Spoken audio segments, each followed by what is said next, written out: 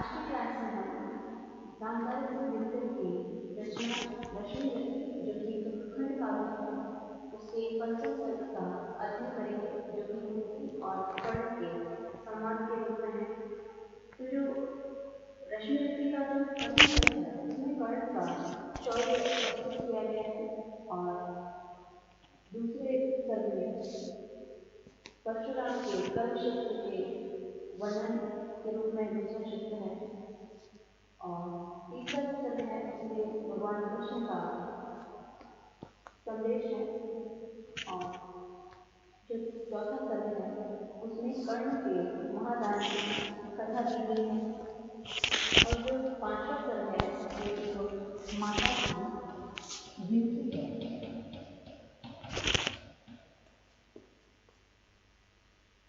तो ये जो सर्ग है उसमें माता कुंती की चिंता है और उस चिंता ने माता कांति के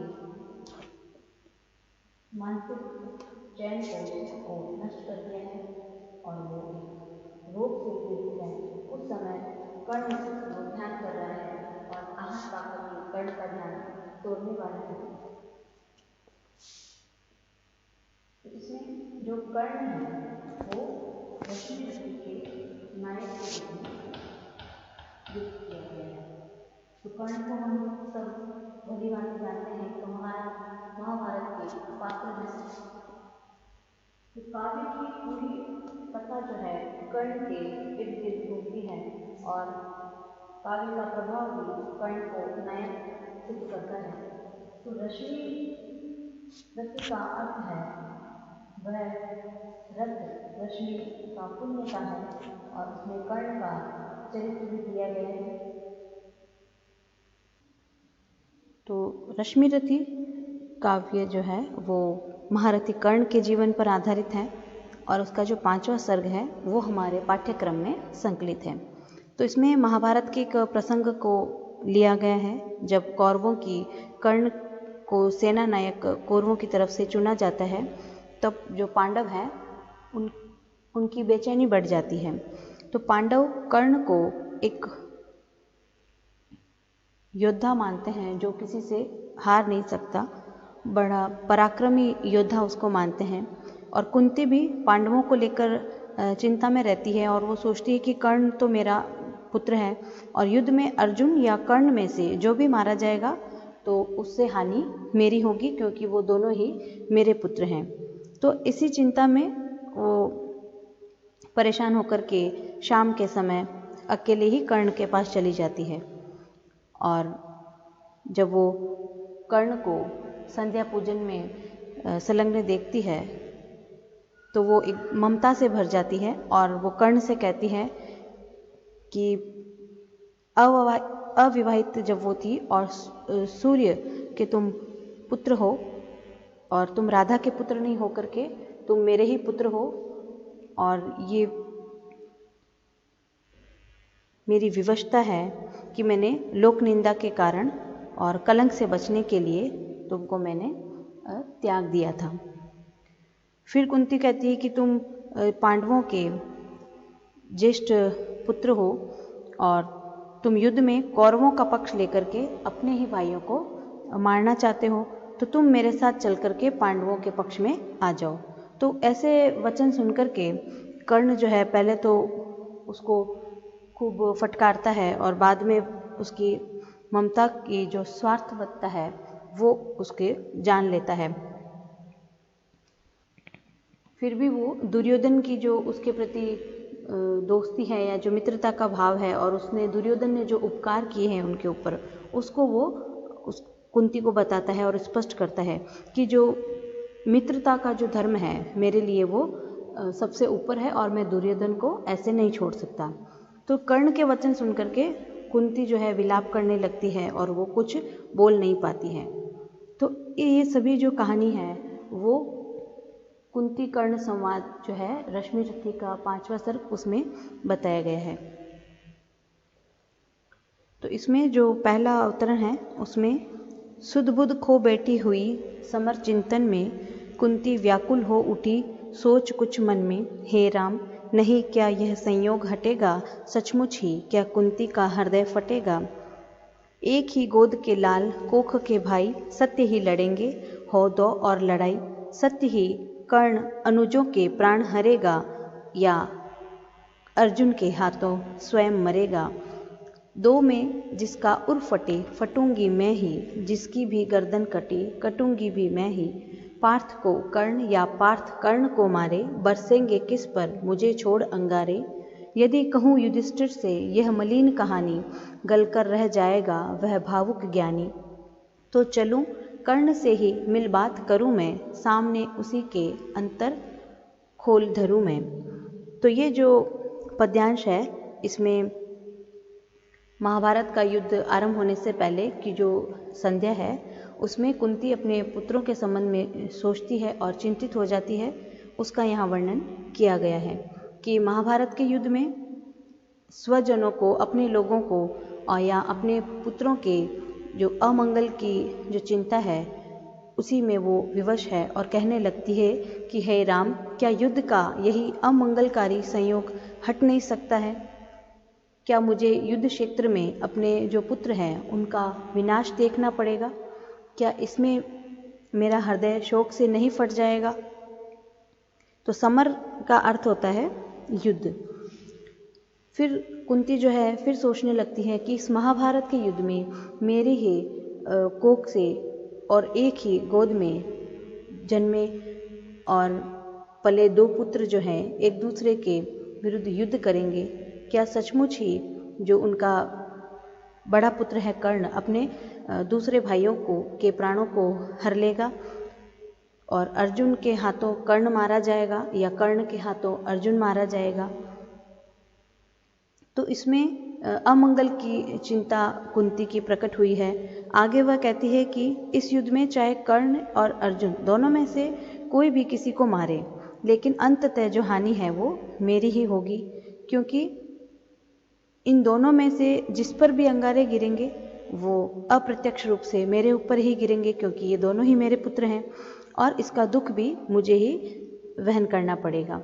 तो कर्ण और अर्जुन दोनों ही जो है कुंती के पुत्र हैं और वो दोनों ही एक समान उसको प्रिय है। लेकिन चिंतित होकर के वो फिर से विचार करती है कि यदि मैं युधिष्ठिर से ये कहानी अगर कह दूं और ये जो सभी कहानी है उसके समक्ष में प्रस्तुत करूं, तो कर्ण मेरा जो अविवाहित अवस्था का पुत्र है और मैंने ही उसको जन्म देकर के त्याग दिया था और राधा को सौंप दिया था जो कि पांडवों का बड़ा भाई है। तो ये सब जो रहस्य वो सुनेगा तब उसे भी बहुत विषाद होगा और दुख होगा, क्योंकि वह एक धार्मिक प्रवृत्ति का भावुक और ज्ञानवान व्यक्ति है और युधिष्ठिर से ये बात न कह करके मुझे कर्ण के पास ही चले जाना चाहिए। और इस समय अगर वो कर्ण को सब रहस्य कह देती है तो उसका जो मन है वो हल्का हो जाएगा और उससे, लेकिन वो कहती है कि मैं उससे कैसे कहूँ और ये कहना एक अनुचित लगेगा। तो ये जो है पद इसमें अपने पुत्रों की अमंगल की चिंता जो है कुंती को परेशान करती है। उसके बाद अगला जो पद है उसमें हम देखेंगे कि महाभारत का युद्ध प्रारंभ होने से पहले जो कुंती अर्जुन के साथ कर्ण के युद्ध का चिंतन करके व्यथित हो जाती है, उसी को इसमें वर्णन किया गया है। लेकिन कैसे उसके समक्ष जाऊंगी, किस तरह उसे अपना मुख दिखलाऊंगी। मांगता विकल हो वस्तु आज वो मन है, बीतता विरुद्ध उसके समग्र जीवन है। चिंता कुल उलझी हुई व्यथा में मन से, बाहर आई कुंती कड विदुर भवन से। सामने तपन को देख तनिक घबरा कर, सितकेशी संप्रभमयी चली सकुचा कर। उड़ती वितर्क धागे पर चंग सरीखी, सुधियों की सहती चोट प्राण पर तीखी। आशा अभिलाषा भरी डरी भरमाई, कुंती ज्यों ज्यों जाह्नवी तीर पर आई। जाह्नवी यहाँ गंगा नदी के लिए कहा गया है। तो दिनमणि पश्चिम की ओर क्षितिज के ऊपर थे घट उड़ेलते, खड़े कनक के भू पर। लालिमा भा अगजग को नहलाते थे, खुद भी लज्जा से लाल हुए जाते थे। तो कुंती सोचने लगती है कि अब मैं कर्ण के सामने कैसे जाऊं और कैसे उसको बताऊं कि मैं ही तेरी माता हूं और मैंने तुझे जन्म देते ही त्याग दिया था। तो अपने इस कुकृत्य को देख करके और उस ऐसे कृत्य के कारण जो है मैं आज तुमको अपना मुंह नहीं दिखाऊंगी। तो मेरा मन आज जिस वस्तु को मांगने के लिए चिंतित है और वो वस्तु जो है मातृ स्नेह के बिना उस कर्ण का सारा जीवन जो व्यतीत हुआ है, तो माता के हृदय को सच्चा सुख उनके संतान को वात्सल्य देकर के होता है, मिलता है। और इस प्रकार जो कुंती की चिंताएं हैं और जो उलझन है वो उसके मस्तिष्क में चलती रहती है और वो विदुर के भवन से बाहर आ जाती है और उस सफ़ेद बालों वाली या जो वृद्धावस्था में कुंती है उसके सामने सूर्य दिखाई देते हैं तो वो एकदम घबरा जाती है और संकोच के साथ कर्ण के पास जाने के लिए वो आगे बढ़ती है। तो इसमें जो कुंती है वो कर्ण को लेकर के उसमें अपना ही दोष उन सब के पीछे मानती है और वो कर्ण के पास जाते समय कुंती की जो मनोदशा है उसको इसमें दिखाया गया है कि वो एक अस्थिर अवस्था में होती है और उस समय उसके हृदय में जो अतीत की स्मृतियां हैं वो आती जाती रहती है और वो और भी व्याकुल हो जाती है। अब वह न जाने क्या कहेगा और मेरी बात सुनकर के वो जो कर्ण है वो किस प्रकार की प्रतिक्रिया व्यक्त करेगा। तो यही असमंजस की जो स्थिति है वो उसके कुंती के मन में चलती रहती है। तो उसी समय क्षितिज के ऊपर पश्चिम की ओर से आ रहे सूर्य ने कुंती को कर्ण के पास जाते देखा और सूर्य धरती पर सुनहरी किरणों के घड़े भर भर कर उड़ेल रहे थे और उनकी जो लालिमा है वो जगत को आलोकित कर रही थी। तो वे ऐसा लगता है कि सोचकर के लज्जा से लाल हुए जा रहे हैं कि मैंने भी स्वपुत्र कर्ण की देख रेख नहीं की और उसको दूसरों के हाथों सौंप दिया। इसमें जो कर्ण है उनका एक पर्यायवाची राधेय भी है, क्योंकि जब कुंती ने कर्ण को त्याग दिया था तो जो राधा है वो उसको लेकर के चली जाती है और उसका पालन पोषण करती है। तो इसीलिए कर्ण को इसमें राधेय भी कहा गया है। और जो कुंती के समान ही सूर्य ने भी वही आचरण कर्ण के साथ किया था उनके जन्म के समय। तो इसी विचार से सूर्य जो है लज्जा के कारण अपने भावों को इस प्रकार व्यक्त कर रहे हैं। तो अगला पद देखेंगे कि राधे सांध्य पूजन में ध्यान लगाए था खड़ा विमल जग में युग बाहु उठाए। कि जो संध्या के समय कुंती जब गंगा के तट पर पहुंची तो कर्ण उस समय निर्मल गंगा जल में खड़े होकर के और सांध्य वंदना कर रहे थे। तन में रवि का अप्रतिम तेज जगता था, दीपित ललाट अपार्क सदृश लगता था। कि उस समय उसके शरीर में एक अप्रतिम तेज चमक रहा था और तेज की किरणें फैल रही थी और उसका जो पूरा शरीर है वह सूर्य के समान दिखाई दे रहा था। तो मानो युग स्वर्णिम शिखर मूल में आकर हो बैठ गया सचमुच ही सिमट विभाकर। तो साथ ही ऐसा लगता था कि चमकता हुआ जो ललाट है वो ऐसा कांतिमय लग रहा था जैसे कि कोई दूसरा सूर्य जो है उसको प्रकाशित कर रहा है और वो आकर के वहाँ बैठ गया है। तो कर्ण की जो दोनों भुजाएं हैं उनके बीच में उसका जो मस्तिष्क दिखाई दे रहा था वो ऐसा लग रहा था जैसे कि दो जो सुनहरी किरणें हैं उनके बीच में सूर्य जो है विराजमान हो गया है।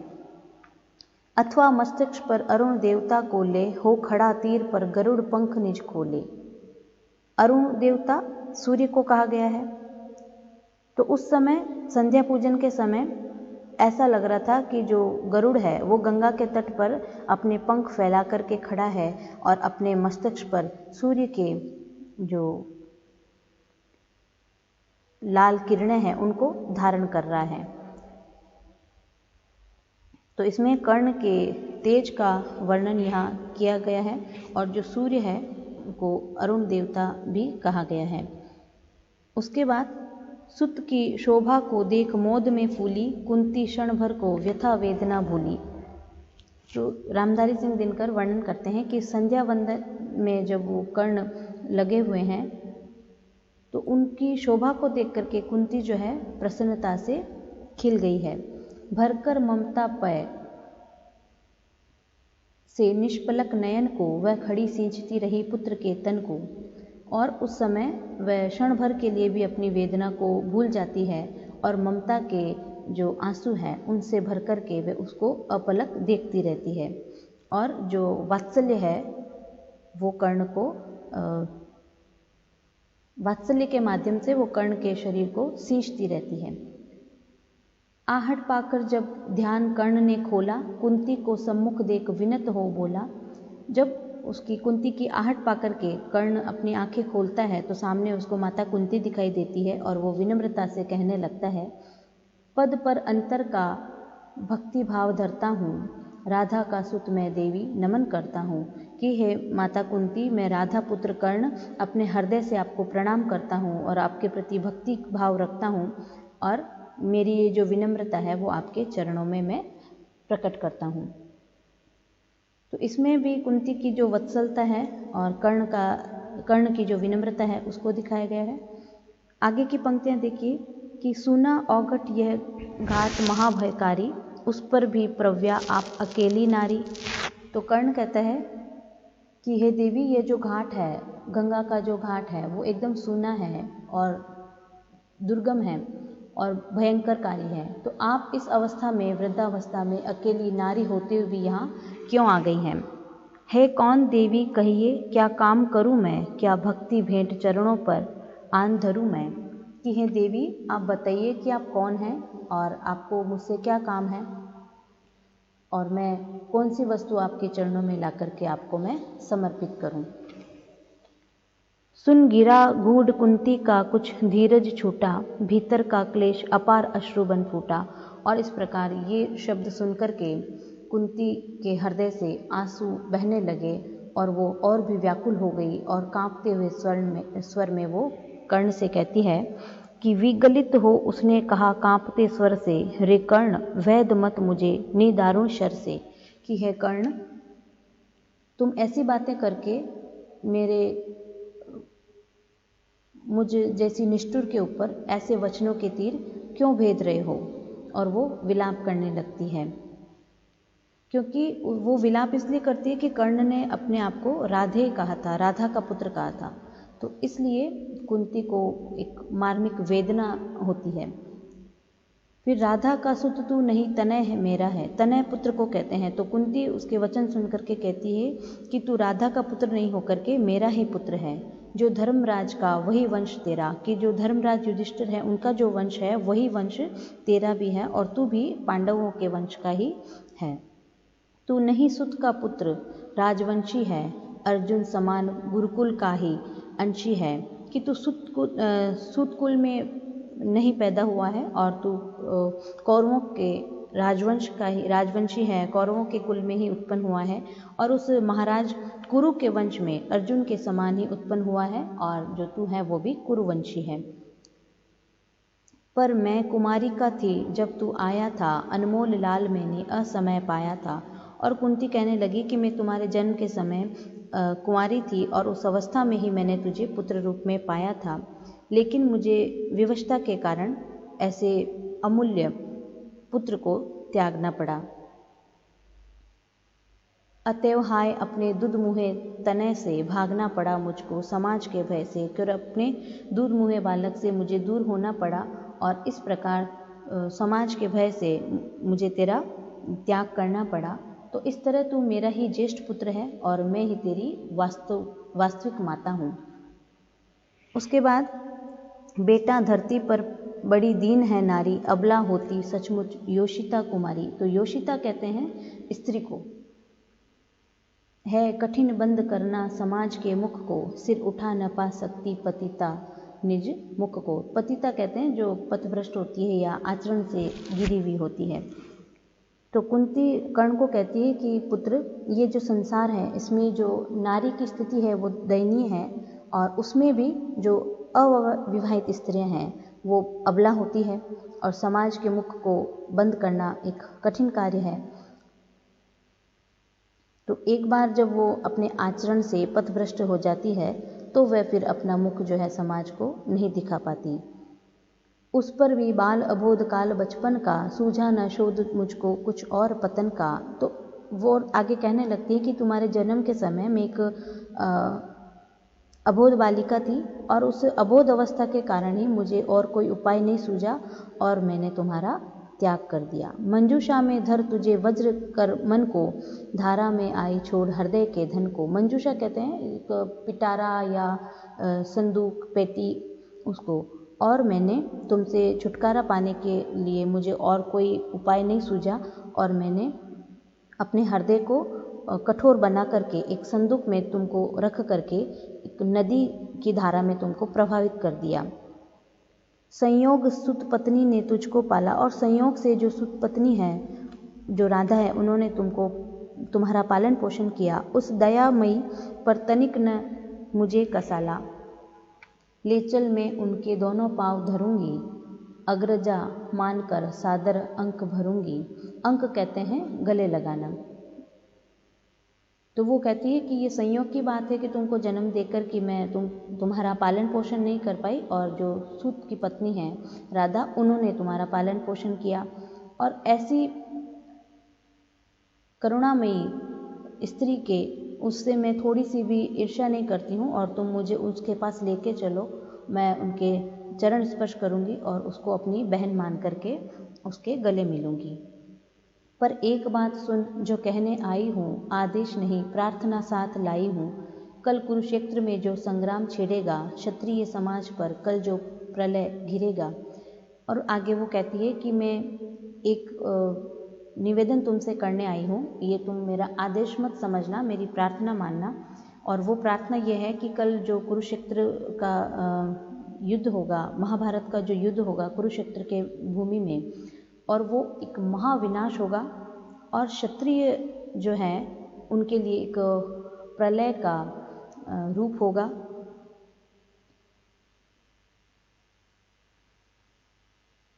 तो इसमें गंगा के तट पर कर्ण और कुंती के बीच जो वार्तालाप होता है उसको बताया गया है। तो आज की क्लास में हम इतना ही पढ़ेंगे और बाकी का जो अवतरण है वो कल हम पढ़ेंगे। तो ये आप एक बार वापस पढ़ना और कुछ नहीं समझ में आया तो मुझसे पूछ लेना। धन्यवाद।